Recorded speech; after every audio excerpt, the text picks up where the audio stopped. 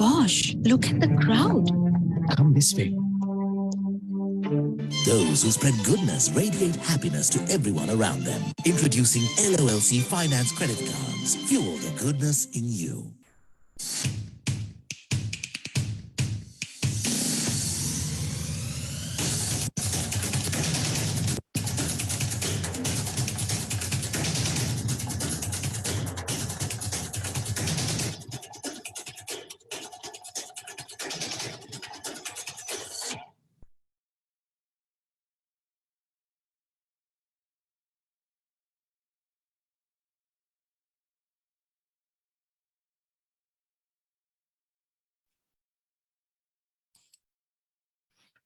This is LMDtv, and I'm Fazmina Imamudeen. Joining with us tonight is Pradeep Amirthanayagam. Hello, Pradeep. I warmly welcome you to the show. Nice to see you this evening. We have seen a volatile year, a lot of changes locally running alongside the global upheaval caused by economic fallout, a war, the COVID-19 pandemic, and changes in leadership and agendas. What must Sri Lanka do to face the challenges ahead to ensure that it survives and flourishes? We are a resilient nation. Sri Lanka has gone through many issues in the past. 1973, 1977, 1983, 2001, and now I believe this is the biggest issue that we have had. But whilst we need to get back to the basics, get things focused, and let the central bank do what they have to do in terms of monetary policy and setting the roadmap, we need also to have some out-of-the-box thinking to get out of this situation. Let's face it, the whole world is going through a similar crisis. You look at the Western world, you switch on your TVs and you see petrol queues in France. You see what's happening in the United Kingdom. And fortunately, we have a visionary leader at the helm at this point of time. A man who knows what it takes to take us out of this mire. And we are blessed to have a leader of his caliber running the country at this time. So he has done it before. He did it in 2001 when we were in a fairly dismal state. And I believe he will set the tone and he's already set the tone and move us out of this mire. That's my belief. As an advertising and media veteran, what advice could you give to positioning Sri Lanka as destination of choice to foreign direct investors? And what would you consider the island's strongest selling points? Well, I'll say location, location, and location. It's our strongest point.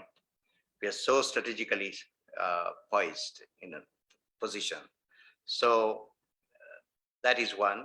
The other one is our workforce, our level of education, and the skill sets that our workforce has. So we will be able to get investment into the country.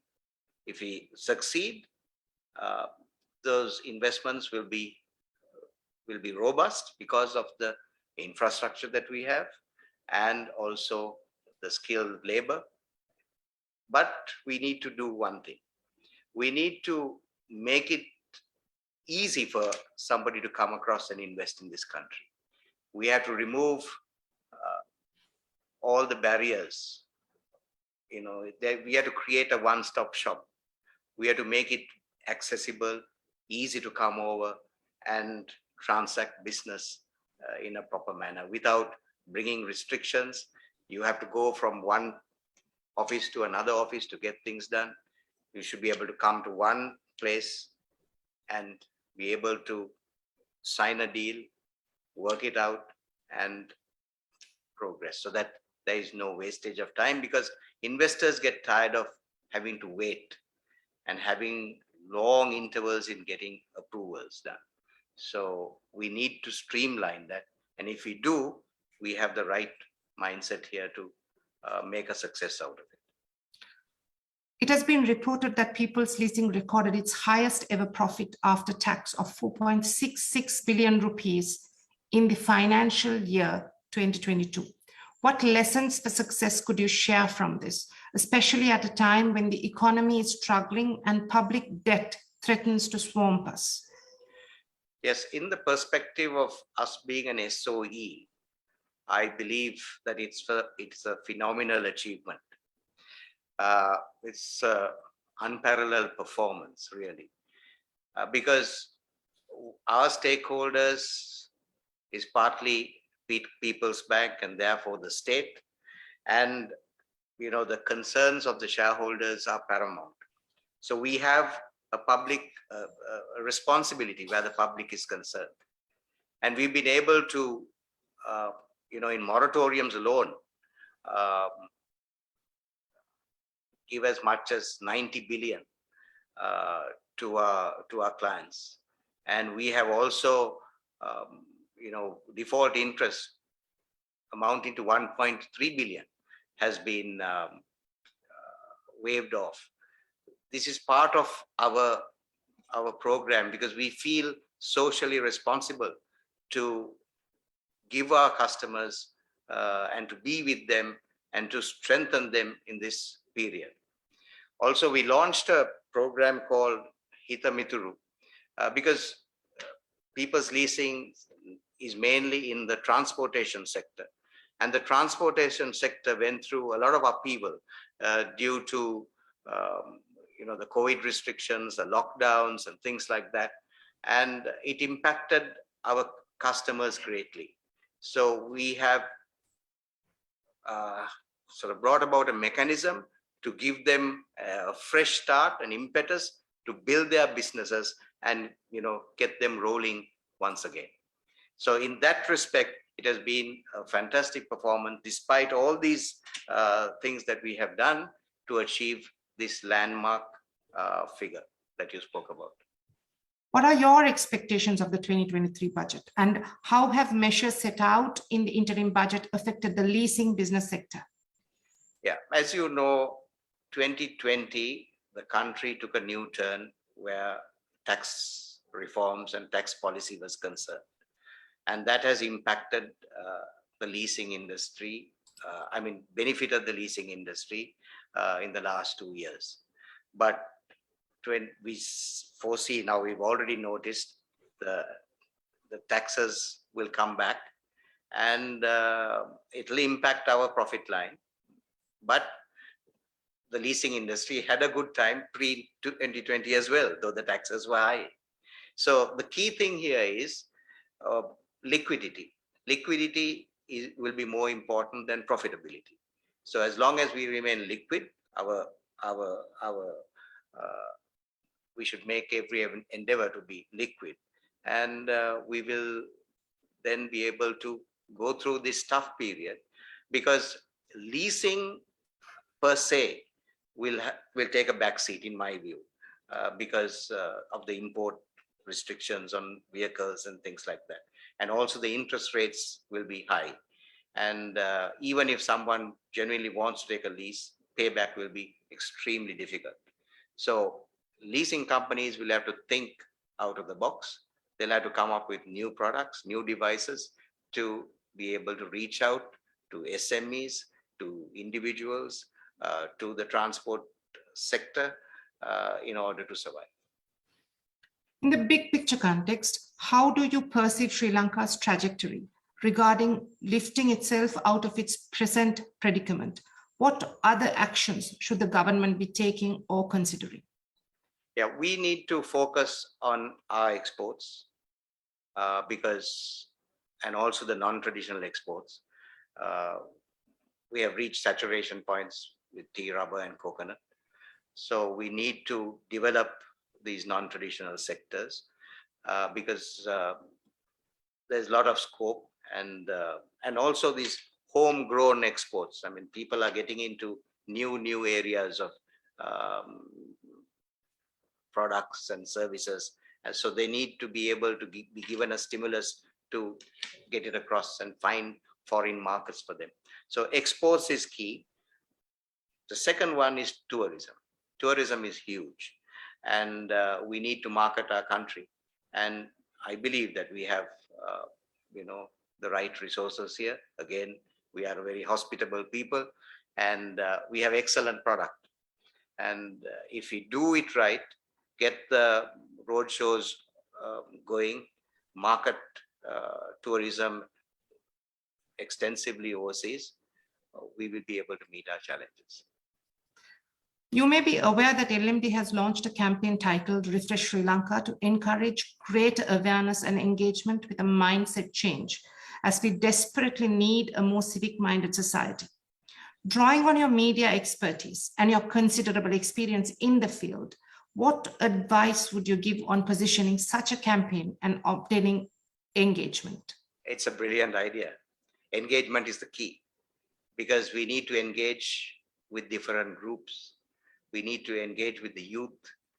They have a mind of their own, but they are very, very focused on certain areas, be it the environment, be it corruption, be it, it all emerged during these Aragalia times. And the youth led, they led the way. So you need to virtually get under their skin, do focus groups, get under their skin, get valuable insights from them. Because if you get the insights from them, you can easily come up with a program to reach out and to overcome most of the challenges that this country is facing. So I congratulate LMD for having embarked on such a mission. I think the time is very opportune now in order to do this exercise. And I would really do this insight program and get under their skin, find out what they want to do, and then move forward. What type of messaging on civic mindedness would best appeal to the younger generation, as communication methods are so fragmented now with the diversity of channels of information? In your opinion, what would be the most effective channels to reach the youth and encourage a mindset reboot or change? Youth transact whatever they do on the go. They are mobile and they are very digital savvy. So unlike our generation, they don't sit in front of television for a long time. Maybe they'll watch a movie, but most of their transactions, most of their engagement is done digitally, whether it is a banking transaction or whatever it may be. They use the mobile to its maximum. So digital is the medium to reach them, if you ask me. And you've seen, I mean, how are people able to get crowds into Colombo for various rallies and movements? It was all done digitally. Very little came from the main media. So it shows that you can reach them digitally, and they are totally tuned in, as it were, to their mobiles, and you reach them that way.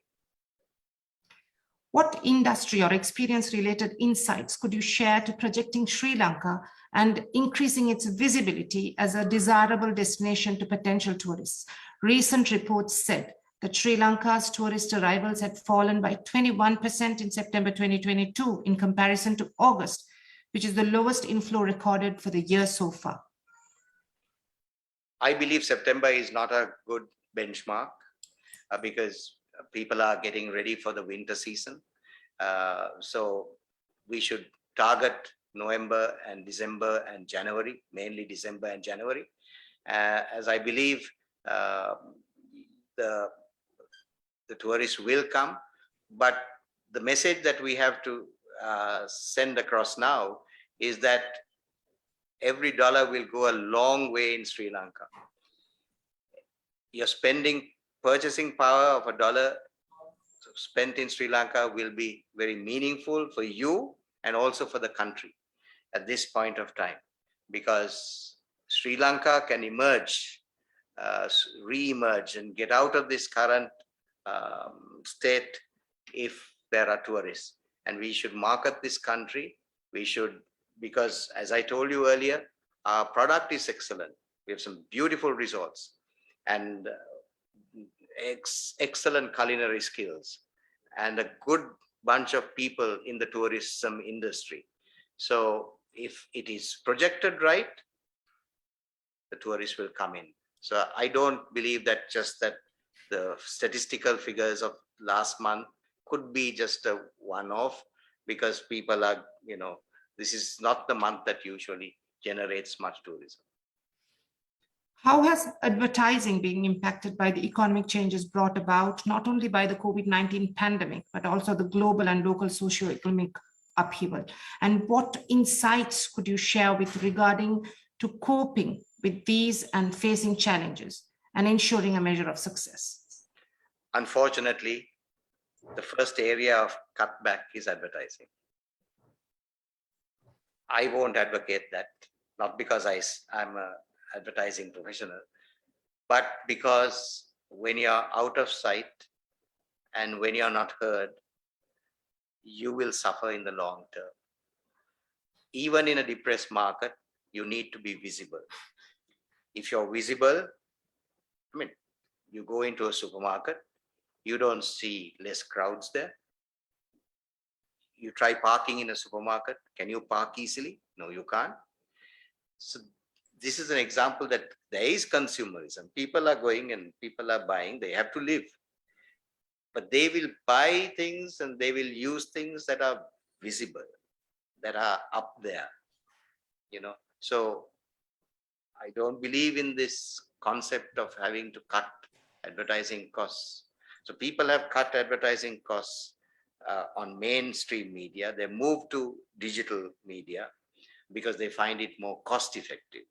But I can tell you internationally, the proportion that has been spent on mainline media and versus digital media has shifted in the last few years. The bigger players are going back into the mainline media. If you see Super Bowl, the demand for spots are very high, and how much you pay for a mid-break spot is getting higher every year. That's because there is a demand, and that's because people watch, especially sporting events. Now, recently Sri Lanka won the Asia Cup, and there was great viewership, and clients advertised on media, and those who advertised were seen, were noticed, because sports advertising, you cut through a lot of barriers. You get the young, the old, the kids, all watching television. So you'll see that again happening when the World Cup starts. So my simple message is to any marketer of a product or service is, do not cut back on advertising. You're only going to thwart your future progress of the product if you do so. Any closing thoughts you would like to share with our audience? Well, we are going to go through a very painful period, and I like to quote John Major, and he said, if it is not hurting us, the policy is not working. So we will be hurt. We will have to cut back on a lot of things. We will have to take stock of our personal life, our offices, our companies. But I believe if we get it right, we will rise like the phoenix, and Sri Lanka will be great again. Thank you for taking the time to discuss and share your insights on Sri Lanka's path to recovery from the current crisis. Thank you for having me over, and it was lovely talking to you. Thank you. That's all from us. Good night. Good night.